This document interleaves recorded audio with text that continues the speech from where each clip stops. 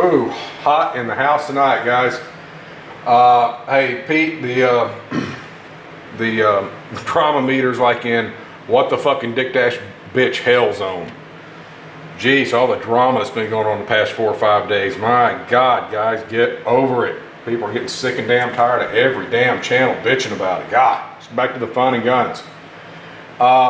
This is my Rock Island Armory 1911, and I had a guy that made a request.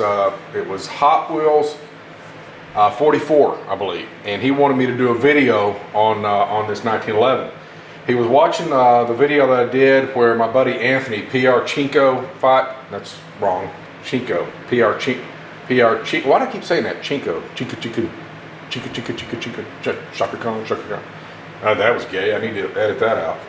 But PRC Chico 520, he sent me that Remora holster for this. And if you've not seen Anthony's channel, guys, you should. He's a super good dude. Great channel.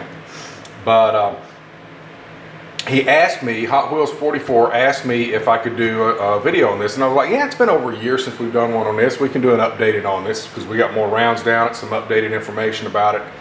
And so I figured we'd make a quick vid on it. Now this is indeed Rock Island Armory 1911. The specific model number of this is M1911A1CS. Now the CS means compact frame.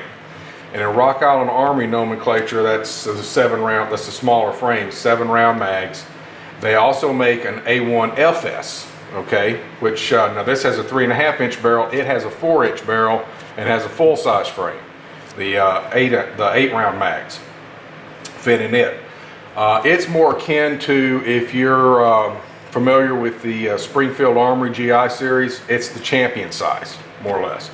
This is what they would actually call an officer size. It's a little bit smaller, 3.5-inch barrel. Now this one came with extended dovetail, the memory bump, or some people call it that, or extended grip safety, skeletonized trigger. Now we added this hammer. We added the skeletonized trigger. This is actually a trigger from Nighthawk Customs, and it fits really, really well. It's adjustable trigger.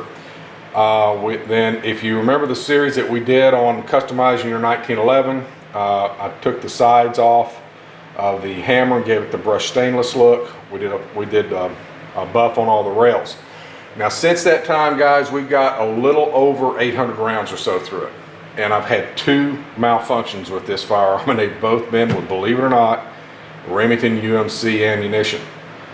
2 different boxes, as a matter of fact, failures to eject. That could have been, and probably was, a bad lot number, because there's a lot of people that use UMC ammunition and they love it, so it probably was that. But we fired Federal through it, Winchester white box through it. It's perfect.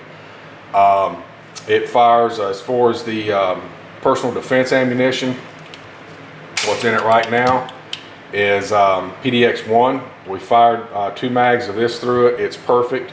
It fires Powerball perfectly. HST ammunition by Federal, it fires really well. And it fires Hornady Critical Defense. I fired a whole box through it. Never missed a lick with any of them. Those are the only 2 times I've ever had any trouble with it. I will make sure it is clear. Look at this. All the safety sallies out there. It comes with an ACK mag, which is a great magazine, and I've got another one just like this, plus I have an 8-round one with the X grip on it.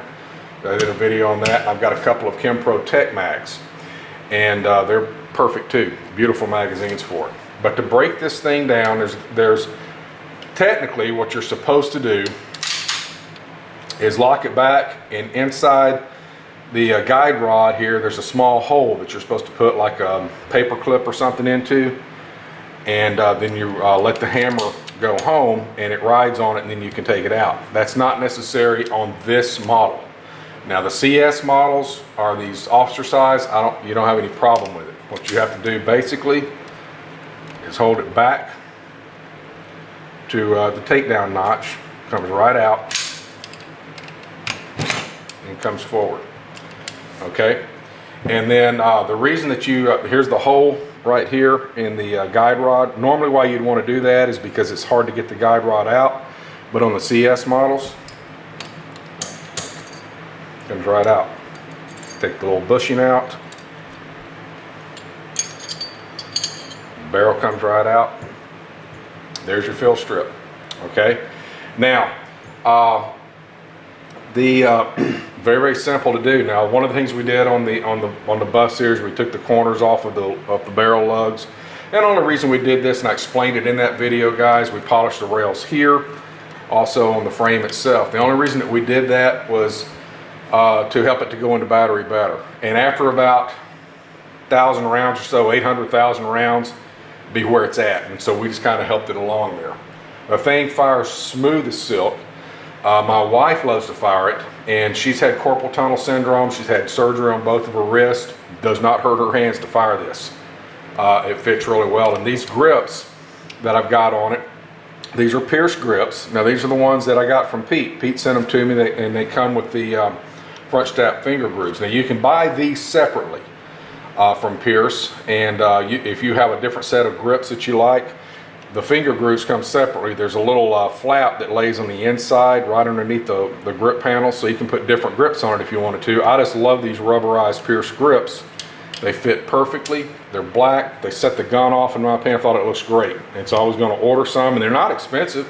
I think the grip panels themselves are like 14 bucks, and then the front strap finger grooves, if I remember correctly, was like $12 or something. The whole set was like 25, 26 bucks, but he sent them to me.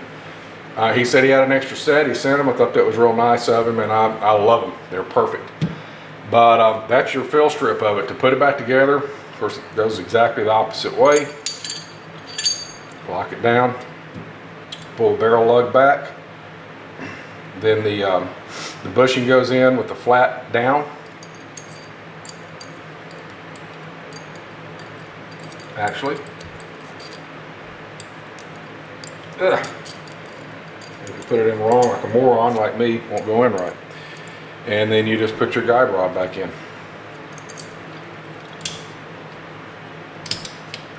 And like I said, on these CS models, you don't need to use that takedown tool for it. Now the FS frame, my buddy Joshua Price 357, he has the exact same pistol, but he's got the FS model.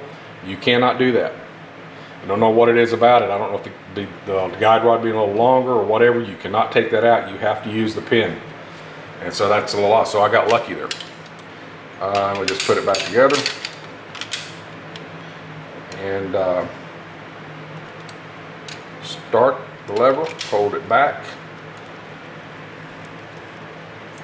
Make sure I don't get a stupid mark. Push it in. And we're home. Ready to go. That's all there is to it. This is an excellent firearm, guys, and this is out the door. This cost me $409 when I bought it last year. Still in this area right now, there's still anywhere between, depending on which gun shop you go to, anywhere between about $402 and about $425 or $30. And online they run about the same. This right here, guys, quality-wise, is a $650 piece.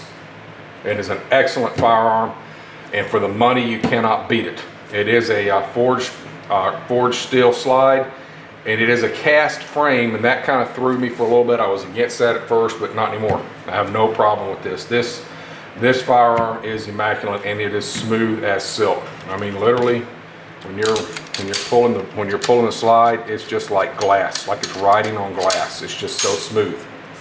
And so I think it's a hell of a buy. So if you're looking for a 1911 and you're budget minded, there you go, Rock Island Armory. And this is the officer size. They also, like I said, they make the FS size. They make several different models.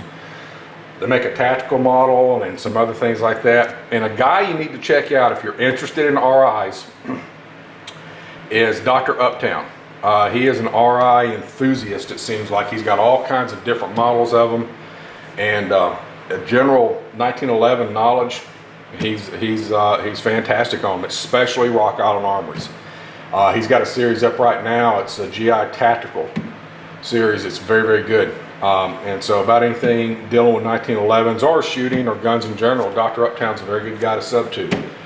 So if you're interested in 1911s, of course, Pete Armory Channel, in my opinion, knows as much about 1911s as anybody else for general knowledge. For what you would use, Dr. Uptown's good. And there's others too. A lot of others. I'm not knocking anybody. Those are just two that come to mind.